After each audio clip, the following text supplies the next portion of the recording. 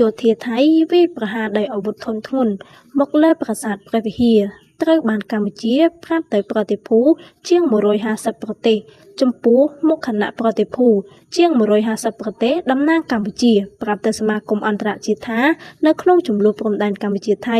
យោធាថៃនៅតែបន្តរងការវាយប្រហារដោយអាវុធធុនធ្ងន់ការទម្លាក់គ្រាប់បែកដែលមានទាំងការប្រើប្រាស់គ្រាប់បែកចង្កោមជាអាវុធហាមឃាត់ដោយប្រើប្រាស់ច្បាប់អន្តរជាតិទៅលើប្រាសាទព្រះវិហារឯកឧត្តមស៊ូតយ៉ារ៉ាប្រធានក្រុមប្រឹក្សាវប្បធម៌អាស៊ី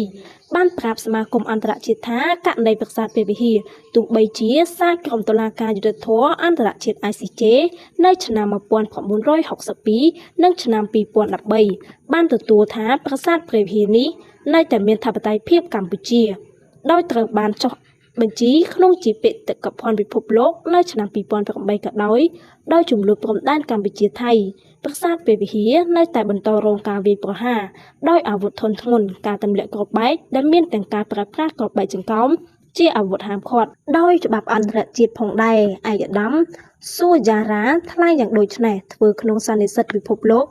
UNESCO ស្ដីពីគោលការណ៍នយោបាយវប្បធម៌និងការអភិវឌ្ឍប្រកបដោយចីរភាពម៉ូឌីខាត2025ប្រព្រឹត្តទៅថ្ងៃទី29កញ្ញា2025ដល់ថ្ងៃទី1ខែតុលាឆ្នាំ2025នៅទីក្រុងប៉ាសេឡូណាប្រទេសអេស្ប៉ាញដែលមានការចូលរួមពីគណៈប្រតិភូជាង150ប្រទេស